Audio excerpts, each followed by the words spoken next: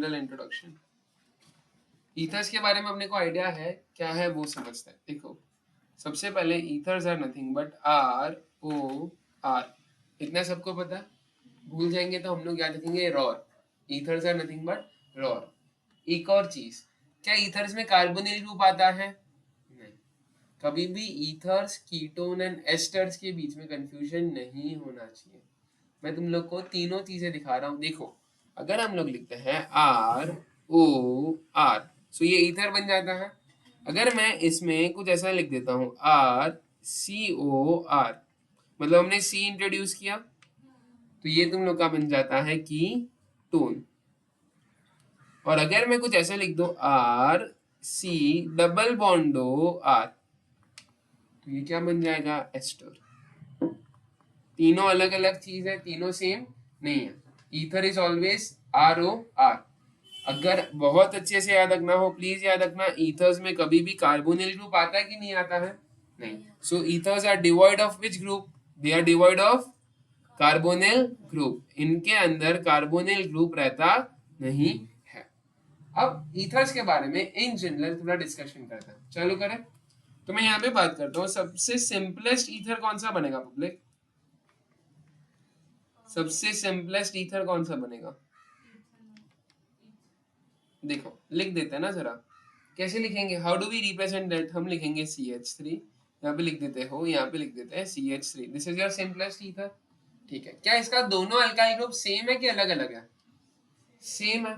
तो इसको हम लोग कौन सा टाइप का ईथर बोलेंगे? इसको हम लोग सिमेट्रिकल ईथर्स भी बोल सकते हैं। क्या बोलेंगे भाई इसको? Symmetrical ethers. अगर सेम नहीं होता तो इसको क्या बोलते? एसिमेट्रिकल या नॉन सिमेट्रिकल ईथर्स। इतना क्लियर है?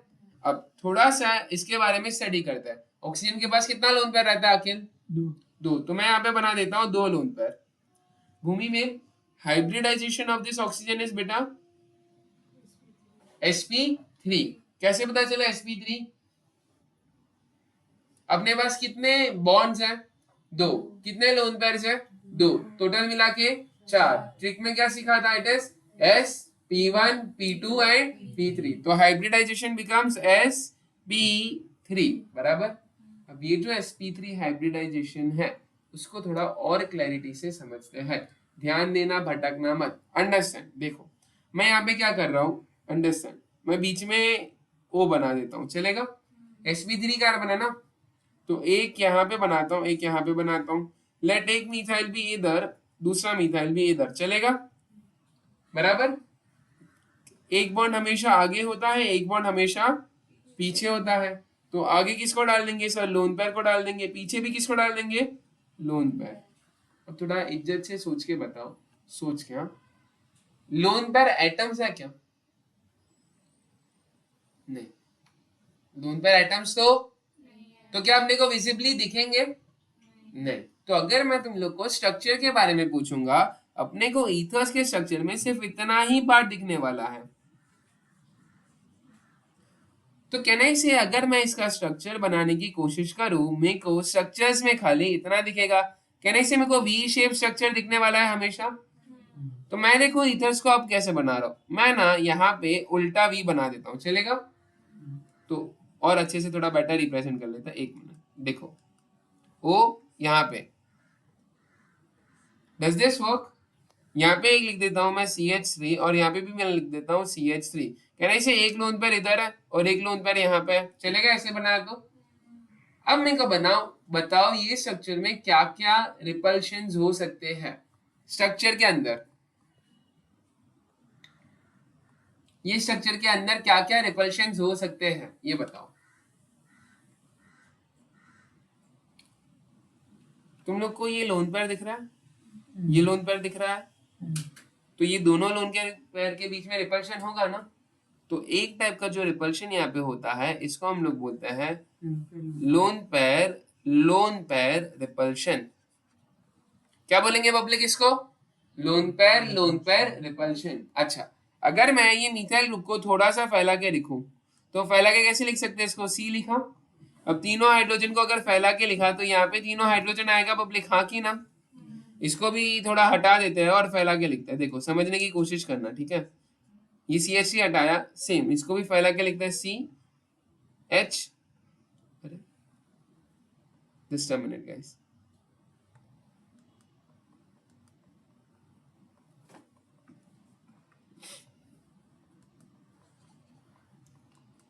C, यहाँ पे एक H, यहाँ पे भी एक H, यहाँ पे भी एक H लिखा। अब मैं क्या बताऊँ, दोनों मिथाइल ग्रुप बहुत पास में कि दूर दूर है? बहुत पास में। अगर बहुत पास में तो उनके भी बीच में रिपल्शन हो सकता है। तो कहने से इनके बीच में जो रिपल्शन हो रहा है वो ये बॉन्ड्स के कारण हो रहा है, क्योंकि ये बॉन्ड्स इतने पास है। अगर ये बॉन्ड्स ऐसे एकदम पास ना होते तो ये रिपल्शन होता नहीं। अगर ये बॉन्ड थोड़ा दूर दूर होते तो ये रिपल्शन कम होता। तो दूसरा कौन सा रिपल्शन हो रहा है और किसके कारण हो रहा है? कहना इसे बॉन्ड के कारण हो रहा है। तो जो मैंने ग्रीन से मार्क किया है ना, इसको हम लोग बोलते हैं बॉन्ड पैर रिपल्शन। कितने टाइप का यहाँ पे रिपल्शन हो रहा है? दो, एक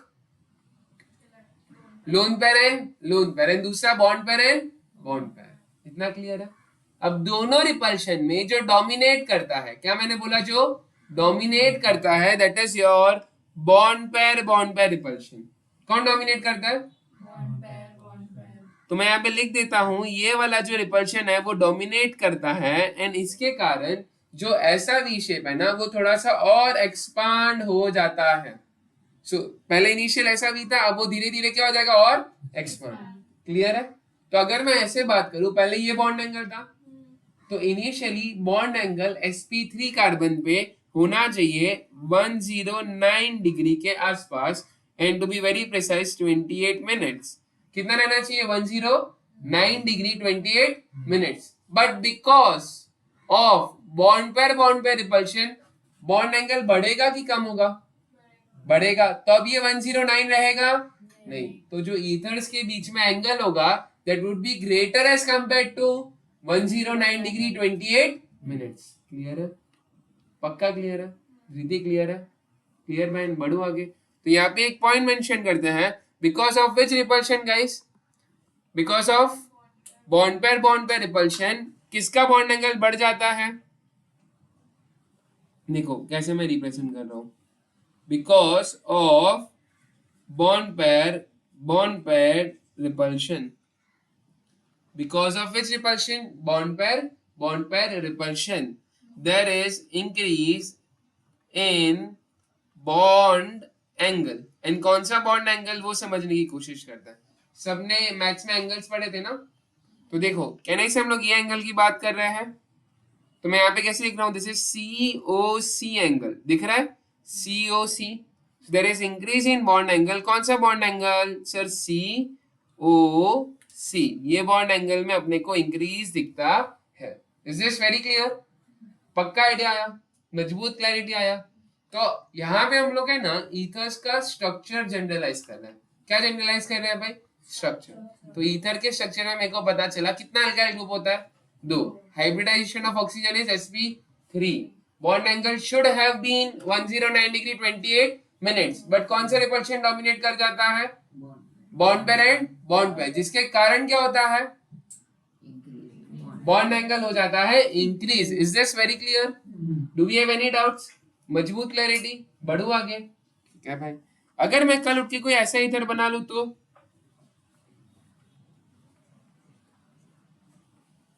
इसको कौन सा ईथर बोलेंगे भाई? ईथर मतलब सिमेट्रिकल या एसिमेट्रिकल?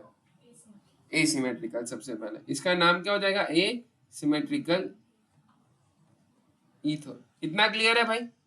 दूसरी चीजों पे चर्चा करता है। ऊपर वाले का नाम क्या था? कितना मीथाइल था यहाँ पे? दो ना, तो इसका नाम क्या हो जाता? Dhriti di methyl ether. क्या हो जाता है इसका नाम भाई? Di methyl ether. नीचे वाले का नाम क्या है वो बताओ शांति से। ये नीचे वाले का नाम क्या है? सोचो फिर कमेंट करो आराम से। कह रहे से एक मीथाइल ग्रुप है, एक इथाइल ग्रुप है। अल्फाबेटिकल पहले ई आता है कि एम आता है?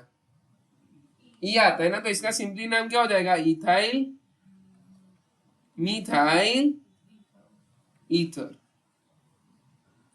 तो ये इसका कौन सा नोमेनक्लेचर हुआ? इसको हम लोग बोलते हैं ऑर्गेनिक नोमेनक्लेचर। कौन सा भाई? अच्छा, बाकी क्या है अब? IUPAC।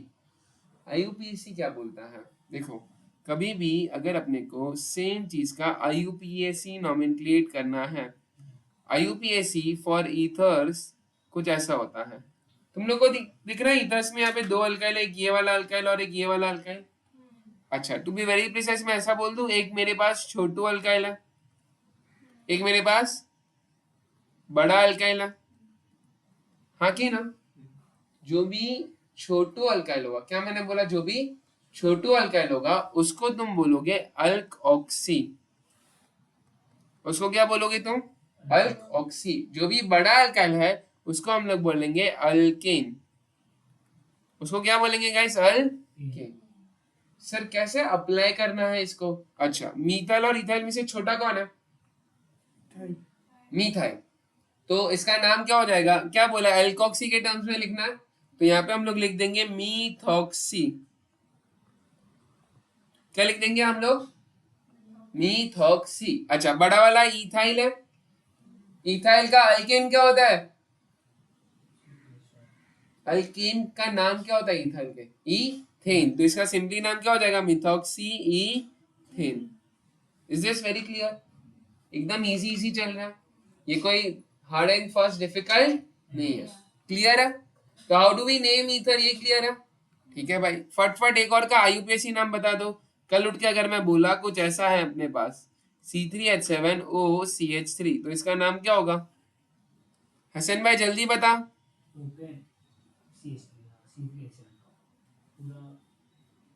छोटू और बड़ा आइडेंटिफाई करो। कहना इसे मीथाइल छोटू है, तो वापस मैं मीथाइल के लिए क्या लिख दूंगा? Meth oxy. मतलब हम लोग मेथॉक्सी में इतना पार्ट कंसीडर कर रहे हैं। अब बच्चा खाली ये बड़ा वाला अल्काइन, इसको बोलना है अल्केन, तो इसका नाम हो जाएगा मिथॉक्सी प्रोपेन।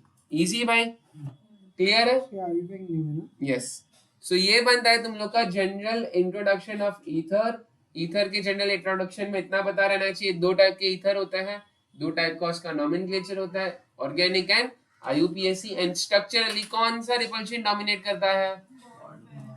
इसलिए bond angle is greater as compare to 109 degree 28 minutes. ठीक है भाई, बढ़ो आगे।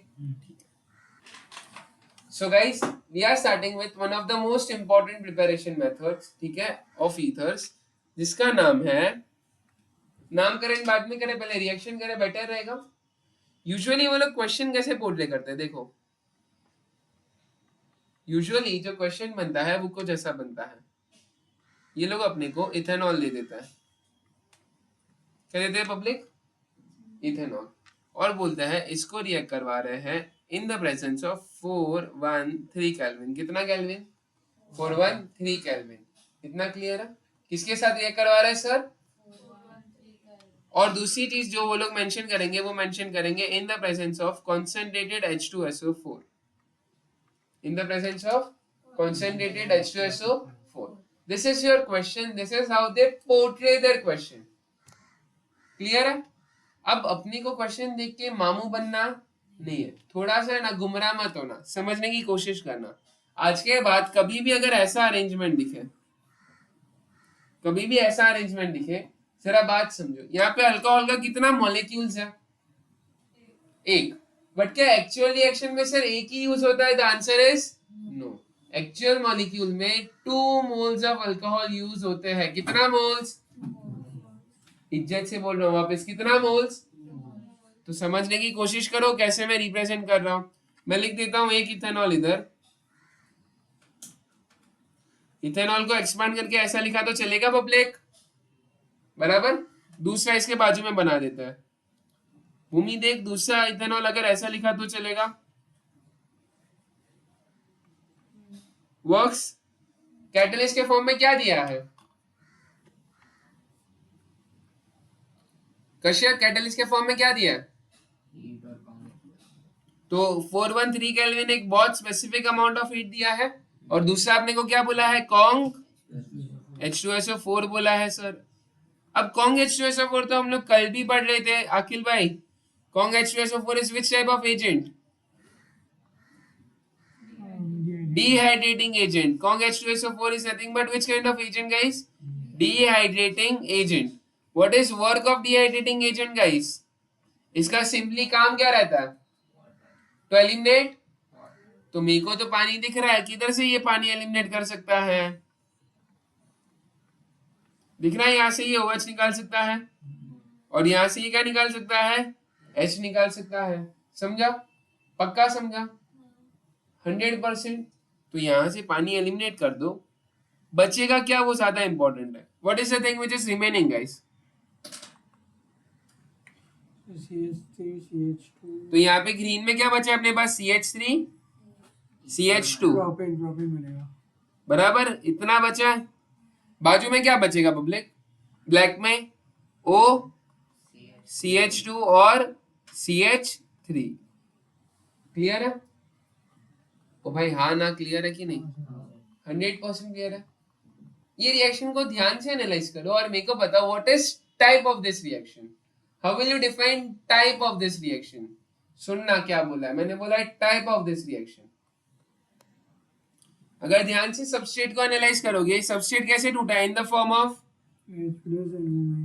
ये, अगर मैं टूटने की बात करूं, ये कुछ ऐसा टूटा है ना, CH3 CH2 plus and OH minus. ये एक्चुअल में वैसा टूटता नहीं, हम खाली रिप्रेजेंट कर रहे हैं। रिएक्शन साइमल्टेनियसली यहाँ पे होता है। क्लियर है?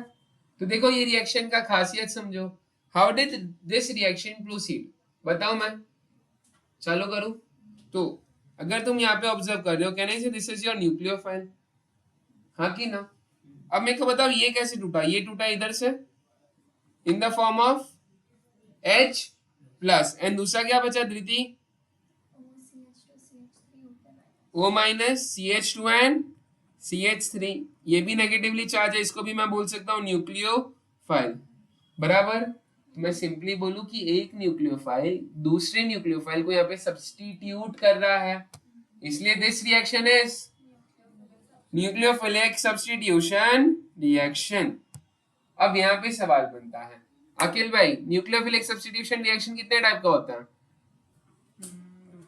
एक SN और एक SN2। तो अगर मैं यहाँ पे बात करूंगा, एक रिएक्शन होता है SN1, एक रिएक्शन होता है SN2। अखिल इसमें तूने सबस्ट्रेट जो यूज किया है, जो तेरा अल्फा कार्बन है, वो प्राइमरी है कि सेकेंडरी है कि टर्शियरी है? प्राइमरी है। मतलब क्या SN1 होगा कि SN2 होगा? SN2 होगा, SN1 होगा नहीं। So this is a nucleophilic substitution reaction. To be very specific, this is your SN2 reaction. क्या मैंने बोला? SN2 reaction public. कौन सा है ये SN2? बहुत बहुत बहुत इंपॉर्टेंट पॉइंट है ये अपने लिए। यहाँ पे थोड़ा सा इसको हाईलाइट कर देता हूँ। ये कौन से टाइप का रिएक्शन है भाई? SN2। क्या SN2 रिएक्शन में कभी भी चीजें टूटती है कि एक ही बार में रिएक्शन हो जाता है? तो देखो अभी सेम रिएक्शन को वापस कैसे और एनहांसमेंट के साथ समझ सकते हैं। देखो how am I representing the reaction, थोड़ी चीजों को उड़ा देता है और बात समझने की कोशिश करता है। अब देखो चालू करूं, सेम रिएक्शन देखो कैसे समझेंगे आप। कश्यप भाई देख क्लैरिटी ले, चालू करें। दीदी ऑक्सीजन इज इलेक्ट्रो, ये सिग्मा बॉन्ड से इलेक्ट्रॉन्स को अपने तरफ, तो ऑक्सीजन बन जाएगा पार्शियली, कार्बन बन जाएगा पार्शियली, मतलब कार्बन पे पॉजिटिव चार्ज है। अच्छा ध्यान से ऑब्जर्व कर, कहना इसे हसन भाई यहाँ पे लोन पेयर है। लोन पेयर मतलब पेयर ऑफ इलेक्ट्रॉन्स, तो इलेक्ट्रॉन्स किसको जाके अटैक कर सकते हैं? इलेक्ट्रॉन्स किसको जाके अटैक कर सकता है अखिल भाई?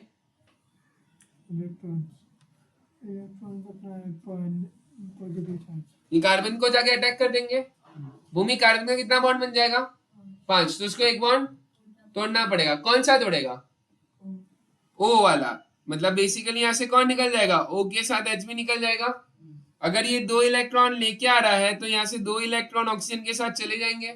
सो बेसिकली कहने से बॉन्ड यहां से टूटेगा तो OH निकल जाएगा in the form of OH minus. Agree करते हो? अब ये जो OH माइनस निकला है ये किसको लेके चला जाएगा पब्लिक?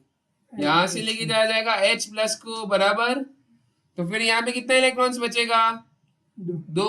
एंड ये 2 इलेक्ट्रॉन किसके पास चले जाएंगे, ऑक्सीजन के पास, to compensate the loss of lone pair. समझा? अब समझ में आया कैसी रिएक्शन है। SN2 रिएक्शन एक ही स्टेप में होता है, भूलो मत। तो अगर मैं यहाँ पे बताऊं, can I see this is your step number 1, this becomes your step number 2, ये इसका लेना स्टेप नंबर 3, और लोन पेयर का compensation step number 4। Is this very clear? तो यहाँ पे हमने एक चीज क्लैरिफाई की, ये कौन से टाइप का रिएक्शन है, nucleophilic substitution reaction. To be very specific, NSR में भी कौन सा, SN1 की SN2? SN2 है। कौन सा है भाई, SN2। क्लियर है इतना? मस्त रापची क्लैरिटी है, पक्का क्लैरिटी है ना? होल्ड करते हैं यहाँ पे, अब क्लैरिटी और बिल्ड करते हैं। सही तू मेरे को बता, मैं यहाँ पे एक क्वेश्चन पूछ रहा हूँ, can SN2 reaction occur with, सुनना ध्यान से, can SN2 reaction occur with tertiary substrate?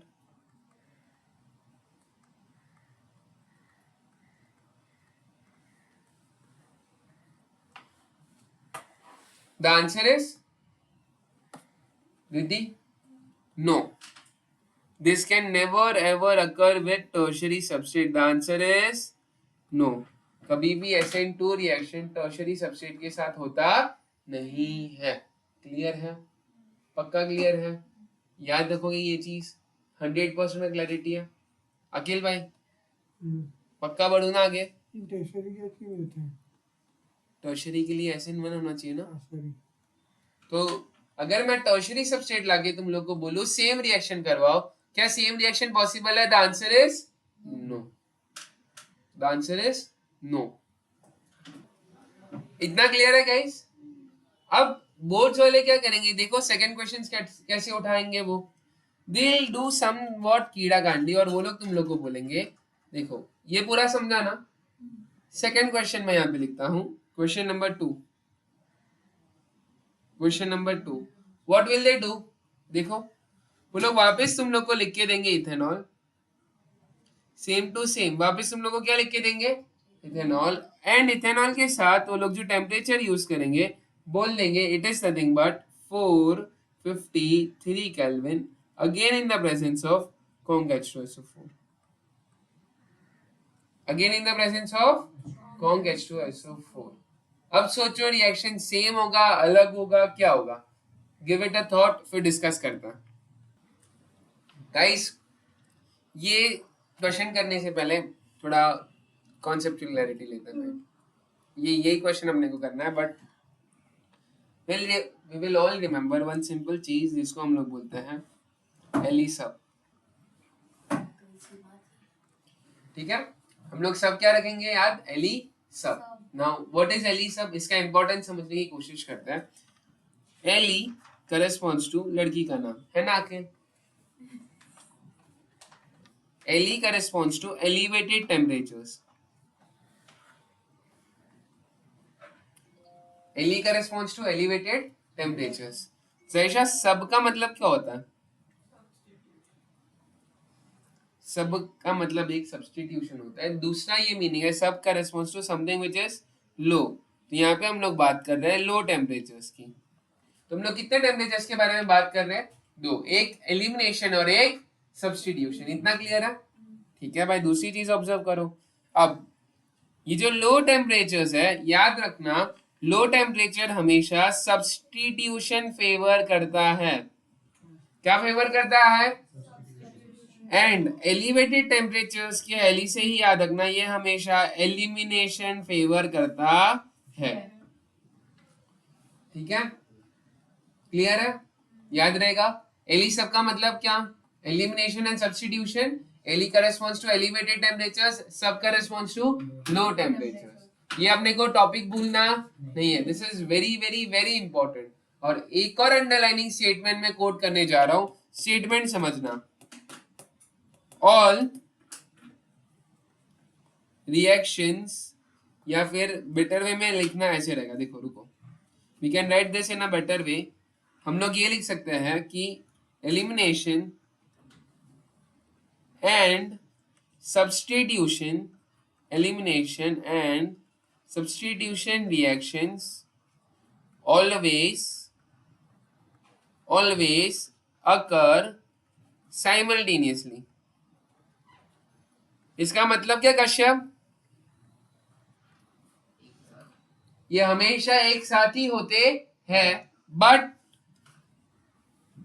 because of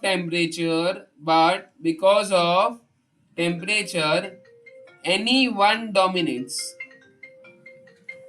क्या मैंने बोला? Because of temperature any one dominates.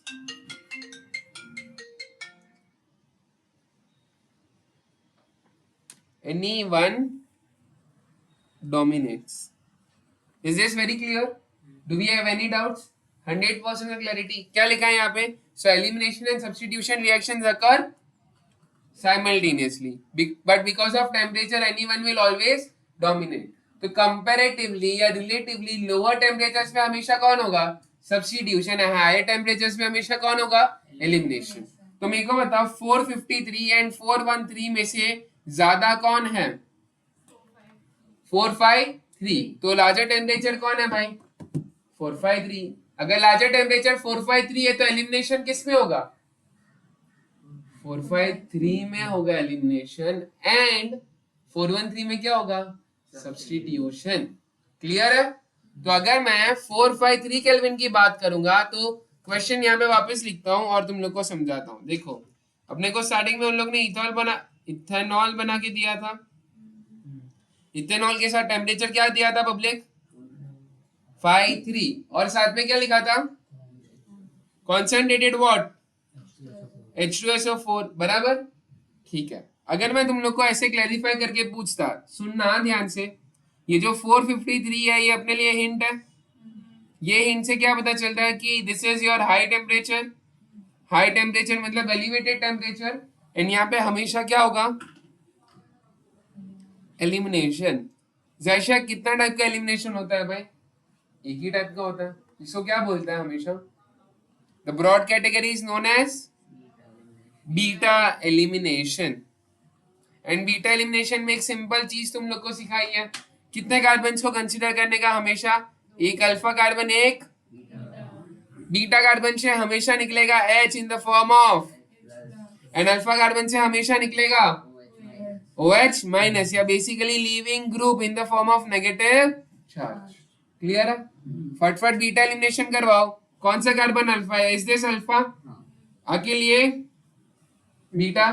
तो अल्फा से क्या निकाल लेंगे? OH. और बीटा से क्या निकालेंगे? एक H प्लस. तो बचेगा क्या अकेल?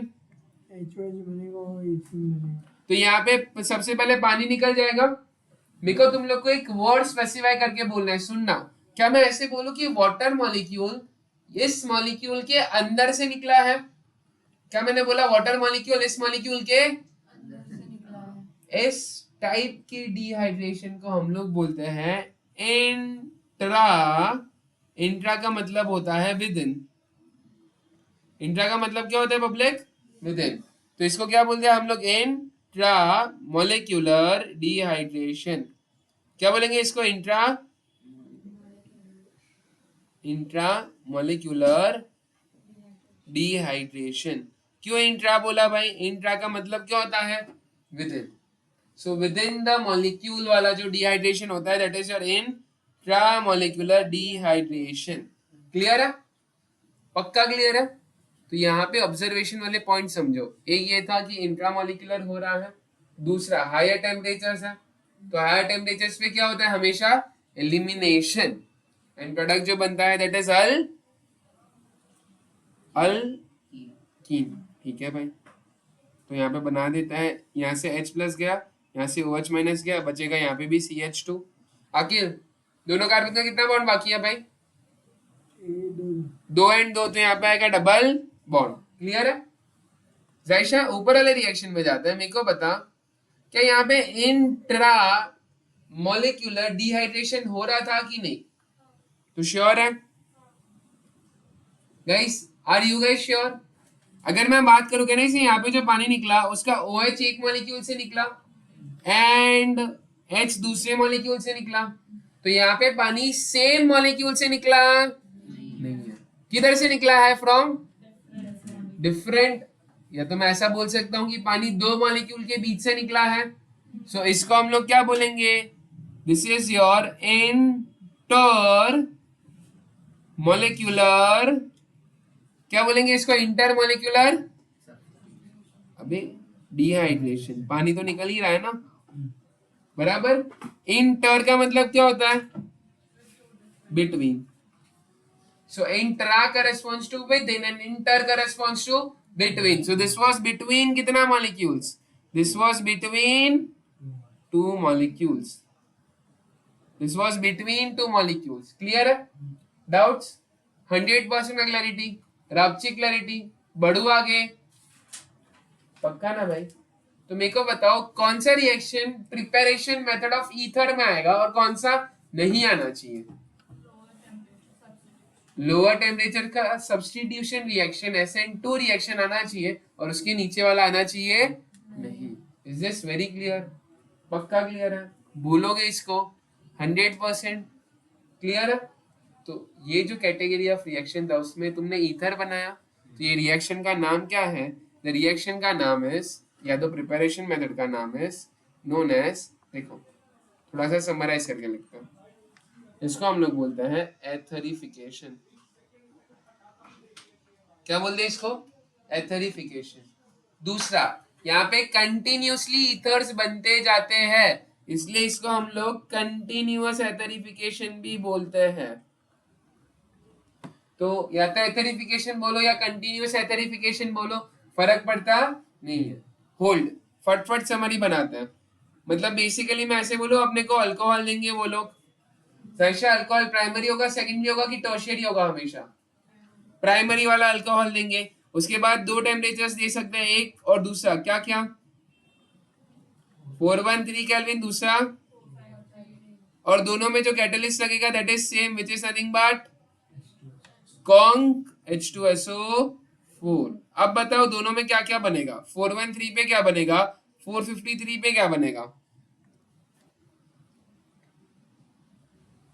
आज ही बताना है भाई। 413 पे क्या बनेगा? ईथर बनेगा। एंड 453 पे अल्कीन बनेगा। ईथर बनाने के लिए जो डिहाइड्रेशन होना चाहिए that should be inter molecular, बराबर। नीचे के लिए जो डिहाइड्रेशन होना चाहिए that should be intra molecular. Is this very clear? अपने को बस यही याद रखना है, और इसके साथ जो हमने न्यूमोनिक पढ़ा दैट इज एली सब। Is this very clear? तो HAC के पर्सपेक्टिव से पहला प्रिपरेशन मेथड यहाँ पे होता है अपना खत्म। क्लियर है? तो यहाँ पे मैं होल्ड कर लेता हूँ, वीडियो को बंद करता हूँ।